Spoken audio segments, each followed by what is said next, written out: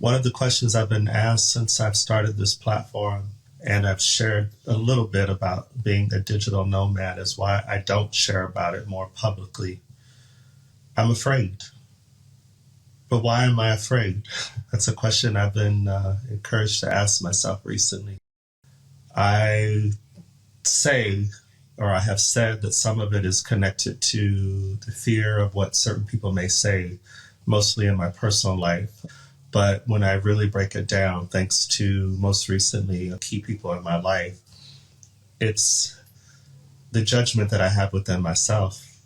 I describe it as being one of the most beautifully scary experiences that I've had in a long time, definitely in this chapter of my life. And yet I judge it.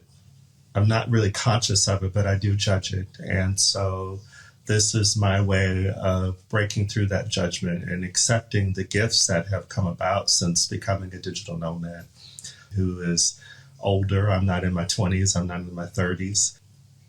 Yeah, this is an opportunity for me to share about that more. Part of the reason why I've been able to, or I believed in this journey, that it was a possibility, was based on other people who shared about their experiences as a digital nomads, more specifically two women, Black American women, who had a podcast for a while called Chronicles Abroad, Frances and Nubia. When I discovered their platform, that's when I was like, oh, this is a possibility as a Black person, as a queer person, as an American. Why would I keep this to myself? It's been a very, very interesting journey.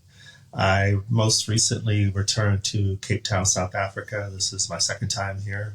It's winter here. Seems a lot warmer than it was when I was visiting here last year, or maybe I'm just used to a different type of climate because I've spent a lot of time in these last 4.5 years also visiting Stockholm, Sweden, and different places in the United Kingdom and England.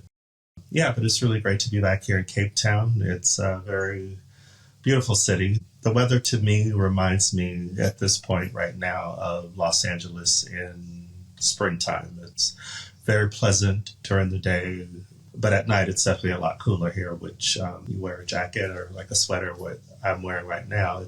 I'm recording in midday, just after lunchtime. Yeah, I've been a digital nomad for 4.5 years. Yeah, a lot has happened. I'll just kind of share where I'm at right now briefly, is that I was reminded through somebody that I recently interviewed, Urugare Gomo in Australia, who is originally from Zimbabwe, but he's a life and business coach. And I thank you for taking the time to have a consultation with me. He just really helped me to look at how I'm living in a lot of ways, not in a lot of ways, that's still judgment. I am living a lot of my dreams that I set out to attempt to pursue when I left my life and the job that I was working at in Los Angeles, California. I have started writing professionally. That was huge. I started this podcast 3 years ago, thanks to my friend Jenny, when she had the idea for another podcast. This has really opened up the world to me. I have been very fortunate to meet some and interview people from all over the world, from the US, my home country, from Canada, from different countries here in Africa and Europe and Australia, a couple people now. And I haven't really been focused on that. I've been focused on the long range goals, which on some level I guess is okay. But for me and who I am, those near and dear who know who I am, I need to continue to work on living in the moment so that I can have gratitude for the gifts of writing, the gifts of podcasting. I love interviewing. This is tapped into a dream of mine that I had when I was very young. So to be able to do this now on this platform, Our Black Gay Diaspora podcast, which I hope is educating and celebrating those who listen about how we are successes all over the world. Yes, we do live as people of color, as Black people, with the challenges that can happen around that. But when I was here last year and I was asked about, have I really asked about the apartheid history here in South Africa? Actually, funny enough, I just met an American yesterday, a Black American out and about.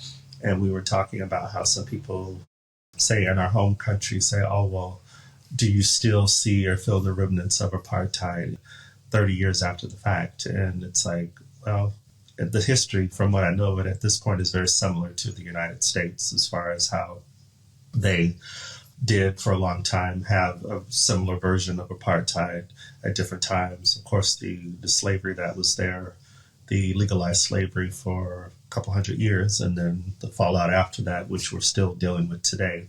Cape Town is where I've been spending most of my time, or in this time and last year. It's a great place to bring it back to living life abroad as a Black person and meeting and interviewing people all over. Is I am open, of course, to talking about the challenges that we experience as Black people, but I do want to make sure that we focus on our successes too, because one of the things that I believe I'm able to absorb a bit more outside of my home country of the United States, and Europe in particular, is that a large part of why people have pride in who they are and where they're from is because they know about their successes, they know about their histories.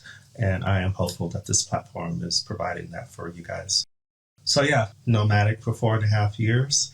Didn't plan to do it this long. I started this journey officially in October 2019. I think it was October 1st of 2019 when I boarded a flight to come to Stockholm to see what could happen as a visitor as far as finding out information, to see if I could live there full time. One of the things I will say as a visitor in any country is that it is not part of the process to look for work while you're there. And I said I would give myself 2 years to see what could happen. I had purchased 2 Samsonite suitcases, and that's what I left my home country with. I gave up my apartment. I left a job that I had been at for over 20 years, packed up everything, sold most of everything, and left. But I will say the process started. It wasn't just something that just I thought of as an idea, and then the next day I said, I'm going to quit my job and try to live this life of living abroad. I believe it started in 2015 when I first visited Stockholm, Sweden in August of that year. And that kind of just reawakened this forgotten dream that I had of living abroad. And not that I hadn't casually thought about it before, and not that I hadn't been traveling outside of the U.S. before then, as an adult at least. I had traveled once when I was in high school to England my senior year, and that was like amazing for me. But as an adult, the first time that I traveled internationally was in 2008 when I traveled with a friend to Spain. That trip, maybe because it was the first time I was traveling internationally as an adult, it was just the experience of just of being out of the U.S., of being in a different country. Yeah, and then the next time that I traveled internationally, and the first time that I traveled by myself internationally, is when I went to Montreal in Canada and Quebec. And that was kind of my tester trip to see if I could travel abroad by myself. Because from 2008 to 2012, I was waiting for my friends or maybe a family member to travel with me, because I didn't know, or I wasn't really aware of people in my sphere of knowledge who traveled internationally by themselves. I just got tired of it. I was like, you know what? I want to leave the country again. I want to, take a week or so to travel. And so I was like, I'll try Canada. I'll try Montreal. I always wanted to visit there. I said, I'll try that out. And that was a really great trip. I very much look forward to returning to Montreal. I really, really loved being there. Okay. I'll be honest, as an American, with the television and media, a lot of times what I had seen up to that point of Canada in film and in television shows didn't look too dissimilar from most places in the United States. And so I wondered if I would feel like I was in a different country, which was very American, maybe in a lot of ways, and very naive. Montreal was just great. I had taken 2 years of high school French and 2 years of college French and assumed, never really using it in my daily life, that I would be able to land in Montreal. maybe not so much speak it, but definitely understand some things. And the French there, from what I understand, is different than what I definitely learned, which was very textbook French, and I think a bit different from what it is in France. I didn't understand next to anything that I was hearing around me, but that was okay because my experience of going there in was it September of 2012 was that most people there were bilingual, speaking English. So anyway, that was my tester trip. And then another 3 years passed. A friend in Los Angeles asked if I would travel with him to Copenhagen, Denmark in August of 2015. A last minute situation where, if I remember correctly, he had just split with his boyfriend and asked if I would join him because he was doing the Ironman triathlon there. I will say that decision to travel with Tommy to Denmark, to Europe, was groundbreaking for me internally because I, at that point in my life, was somebody who I always have to have a plan. I felt like asking me to come to a trip for, I think, 2.5 weeks to Denmark felt a bit rushed 3 weeks before. But I remember when we met up at the Waffle on Sunset in Hollywood, where I lived, I was walking back to my apartment and this voice, positive energy, God, higher power, just said, why not? I have the vacation time and yeah, it'd be another country to tick off the box. And so I called my supervisor at the time, my direct supervisor. This was on a Saturday. I just said, I'll give her a call and see if I can just get the time in because I'd like to look for flights right now. And then I started planning my trip. I already had the hotel covered with staying with him and helping with those expenses in Copenhagen. I was going to arrive there a week before him, which was fine. And then that following Monday, I believe, I ran into a work colleague who, just by chance, 2 years before, I had ended up on the same street in Hollywood where she lived. And she is from Sweden, Black woman from Sweden. I just casually mentioned to her, I was like, I am planning this trip to Denmark, to Copenhagen. Not thinking about like if I could travel to any other countries in Scandinavia. I don't think I really knew anything really about that part of Europe. She said to me, well, you have to go to Sweden. You have to go to Stockholm. You're going to be right there. And flights within Europe are going to be relatively cheap. So I would suggest you also include Stockholm, Sweden in my trip. And it actually kind of worked out because, like I mentioned earlier, Tommy was going to be arriving a week after me. 4 or 5 days of me being by myself in Denmark just all of a sudden included Sweden. And so I got the flight, I got an Airbnb.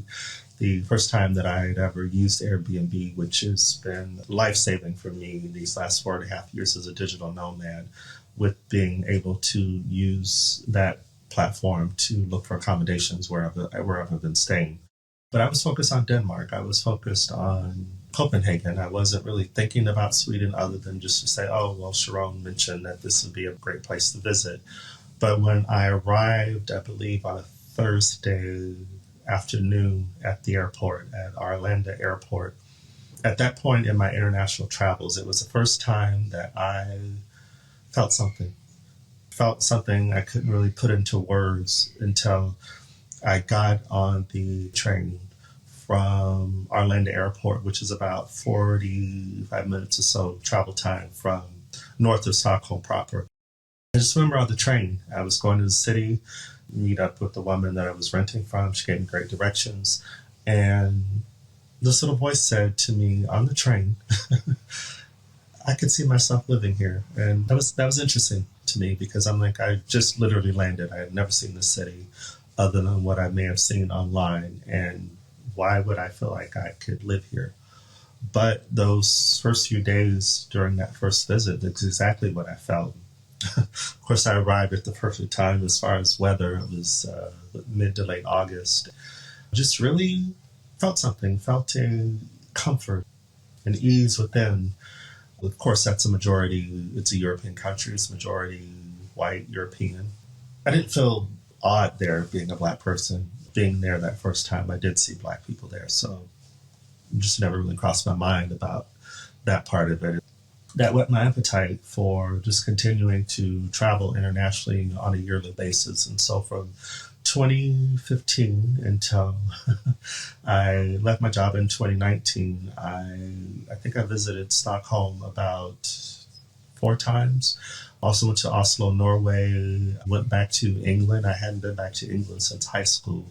Got a chance to go back to London as a full-fledged adult, see it through adult eyes. The company I was working at the time had an office in London, and so that worked out in a good way because I got to meet work colleagues from that office. One in particular, we were part of a 3-person team, me in Los Angeles, him in London, and then a woman in our Minneapolis office, or in the Minneapolis office. I keep saying our. I've been there in a few years. Yeah, and then I had gone back to school. I moved to LA in my early 20s. I dropped out of college. I was a theater major and moved to LA to pursue acting. And, for who I was at the time, just a lot of stuff I hadn't really flushed out as far as working on my self-esteem and working on accepting myself as a gay man. That was part of that journey in the beginning of living in Los Angeles. I dropped out of college, but I fell into work right away. Within a couple months of moving to LA, and then a year after moving to LA, I got a job at this company working initially as a file clerk because I was still trying to pursue acting. But within a couple of years, I had let go of that dream or that aspiration, just stayed with this company and started to evolve and grow there, and then eventually asked my supervisor a few years later if there were other positions that I could take on, because I wanted to grow beyond what I was doing as a file clerk. And so there was an opportunity available in the presentations department. I was able to learn, and I guess it was kind of like a testing period, and get there. And then also coinciding with my supervisor at the time, who was incorporating more graphics and design for the covers for presentations. I was working for an investment banking firm. So with him bringing that in, it's like, oh, this will be an opportunity for me to, in some ways, continue celebrating, my creativity. And so I started to learn graphic design. I started to come in on the weekends and learn different programs, Photoshop, Adobe Photoshop, whatever programs were out at the time. I think PageMaker and a few other ones. Those of you who are designers would know or remember those. Anyway, I bring that all up to say that fast forward 20 plus years, and coinciding around that time with me traveling consistently to Europe, I was also thinking about, I want to grow in my professional life. Although I was doing graphic design for years, I did not have the title fully as graphic designer. And then eventually that happened. And then that kind of sparked the idea of maybe going back to school for it. I didn't want to commit fully to getting a bachelor's degree. So I went back for initially a certificate, and then decided to stay for an associate's degree at Santa Monica College, and did that. So all this stuff was swirling around, travel, school, growing at work, and travel opened up the door for me to ask myself, is this what I want? I wanted to find out more outside of the United States. I did graduate in June of 2019 from SMC, but the decision to be nomadic happened in March of 2019.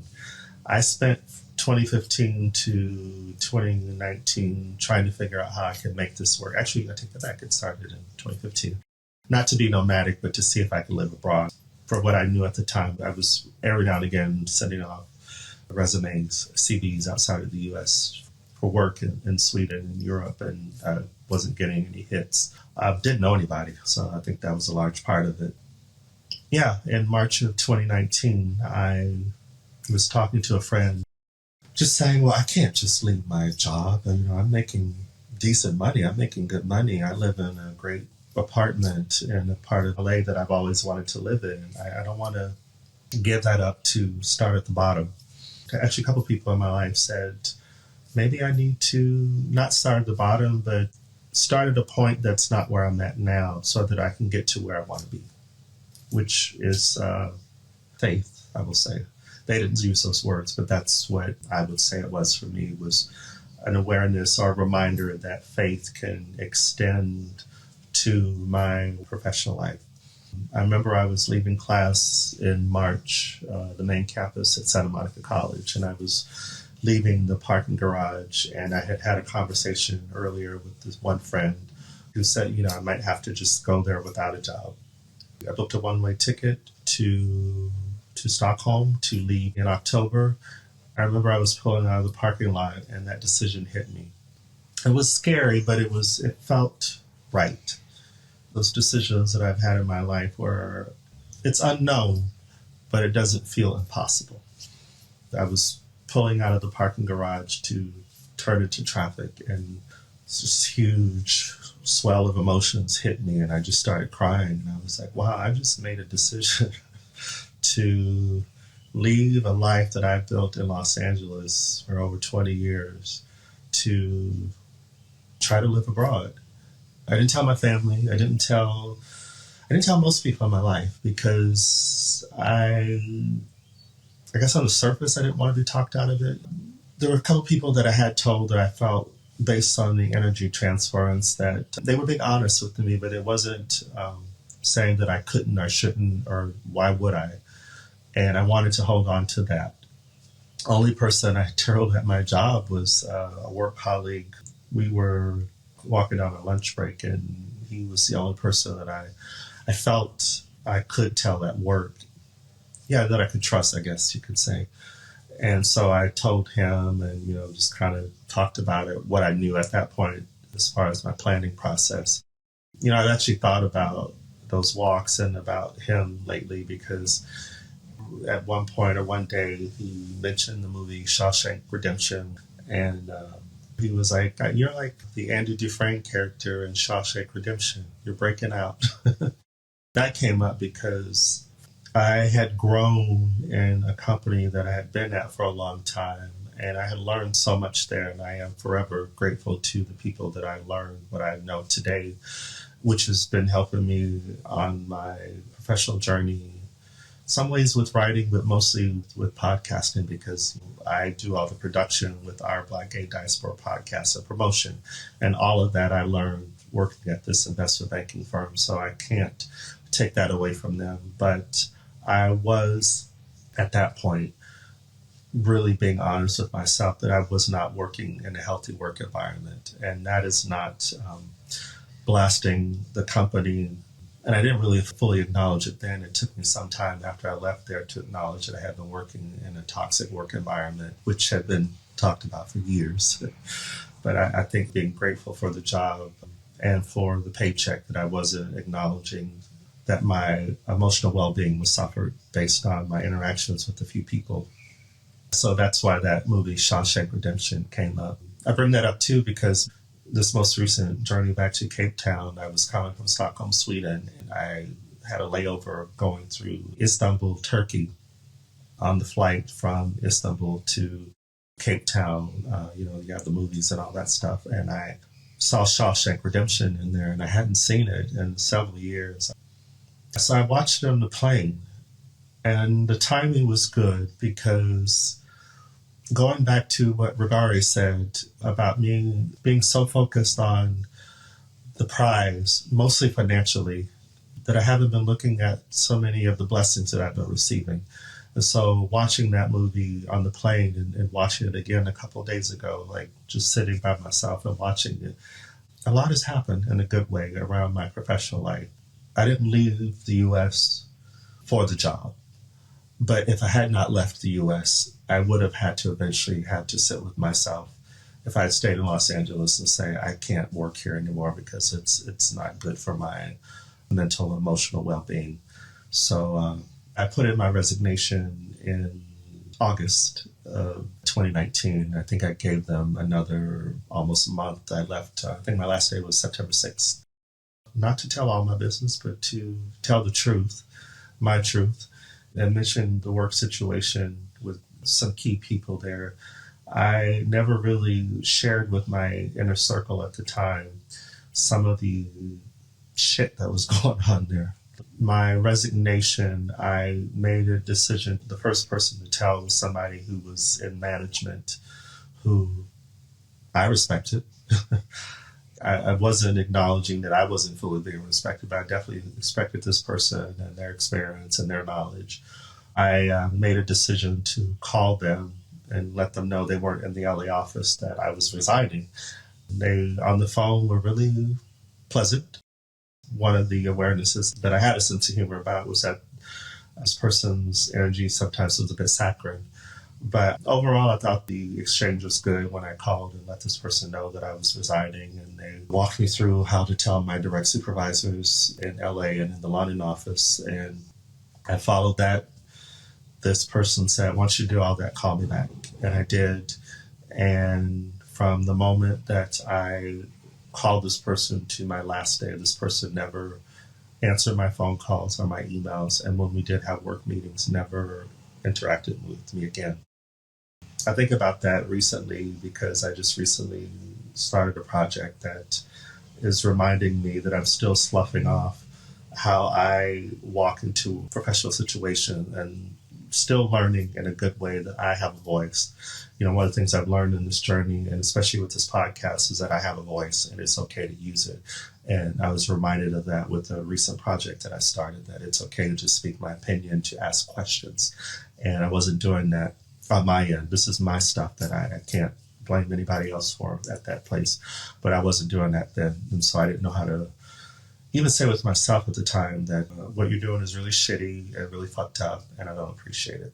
I just kind of absorbed it as if that's just the way it goes. But yeah, this is going to be about my Digital Nomad series, just me unfolding and sharing more about my journey in the last 4.5 years, coming up on 5 years in October. Maybe some of my long-range goals around not so much being nomadic, but being a professional writer and a professional podcaster, how I would like this to grow and to evolve. And also, what I've learned on this journey as an international travel, as somebody who's nomadic, as somebody who has rented apartments in several places in England and now here in Cape Town and several places in Stockholm, Sweden. What I've learned and some tips maybe I can share with you for those of you who are thinking about starting this particular type of journey, that it seems like is more feasible now that we are, especially since the pandemic, we've realized as a human society globally that many of us work behind our computers, our laptops, which means that we can do that anywhere. So if it's possible with your place of employment, to see what you can do to not only work, but to see the world, because the world is so much bigger, at least I'll say from my reference point as America, is so much bigger than the United States. And, the United States is a great country. It is my home country, but being able to see other parts of the world and see how people do things differently there, differently even like with doing laundry or grocery shopping, little things that you don't think about are different in different countries. It's part of the adventure and it's part of the fun. So I look more to sharing with you about my digital nomad journey. And thank you, as always, for your support with Our Black Gay Diaspora podcast. I am coming up on recording 85 episodes. Members of the rainbow, the umbrella of the LGBTQ plus community. So that's all. Thank you. And until next time. Thank you for spending time with us. If you enjoyed this episode, please rate, comment, and subscribe. Share with your friends too. You can also follow us on Instagram at Our Black Gay Diaspora and on Twitter at BLK Gay Diaspora. Until next time.